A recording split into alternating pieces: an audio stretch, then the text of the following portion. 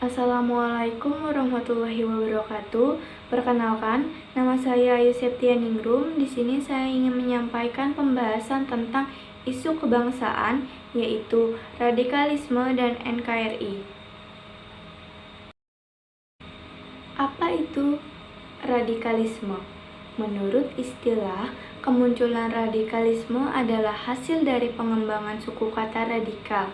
Adapun kata radikal berasal dari bahasa Latin, radik atau radici. Radik dalam bahasa Latin berarti akar.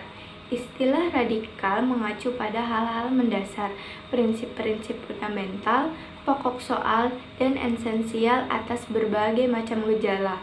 Radikalisme menurut KBBI memiliki 3 makna. Pertama, radikalisme adalah paham atau aliran yang radikal dalam politik. Kedua, radikalisme adalah paham atau aliran yang menginginkan perubahan atau pembaharuan sosial dan politik dengan cara kekerasan atau drastis. Ketiga, radikal adalah sikap ekstrim dalam aliran politik. Selanjutnya, faktor-faktor radikalisme. Persoalan ini tidak muncul begitu saja tanpa adanya alasan tertentu. Ada beberapa faktor yang mempengaruhi munculnya gerakan radikalisme. Pertama, faktor pemikiran. Radikalisme dapat muncul dan berkembang karena yakin jika segala sesuatunya harus diubah ke arah yang kelompoknya inginkan, sekalipun harus menggunakan cara kekerasan untuk meraih tujuan tersebut. Kedua, faktor ekonomi. Radikalisme bisa dipengaruhi oleh faktor permasalahan ekonomi, karena manusia akan berusaha sekeras mungkin untuk memenuhi kebutuhan hidupnya, termasuk menyebarkan suatu paham atau ideologi dengan cara kekerasan. Ketiga, faktor politik.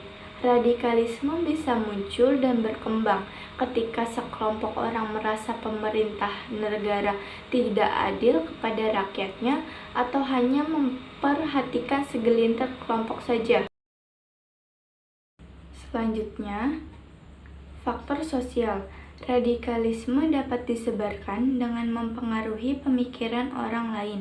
Terlebih lagi, jika orang tersebut berpikir sempit dan mudah percaya kepada pihak yang dianggap membawa perubahan ke dalam hidupnya. Kelima, faktor pendidikan. Radikalisme dapat muncul di berbagai tempat, termasuk sarana pendidikan. Ideologi radikalisme bisa dengan mudah diselipkan dalam pengajaran. Selanjutnya, salah satu kasus yang ada di Indonesia, Pengeboman Bali 2002 atau Bom Bali 1, merupakan 3 rangkaian peristiwa pengeboman yang terjadi pada tanggal 12 Oktober 2002, malam hari. 2 ledakan pertama di Badis Pub dan Sari Club di Jalan Legian Kuta Bali, sedangkan ledakan terakhir terjadi di dekat kantor Konsultan Jenderal Amerika Serikat, walaupun jaraknya cukup berjauhan. Rangkaian pengeboman ini merupakan pengeboman pertama yang kemudian disusul oleh pengeboman dalam skala yang jauh lebih kecil yang juga bertempatan di Bali pada tahun 2005. Sudah tercatat 203 korban jiwa dan 209 orang luka atau cedera. Kebanyakan korban merupakan wisatawan asing yang sedang berkunjung ke lokasi yang merupakan tempat wisata. Adapun latar belakang dari peristiwa Bom Bali.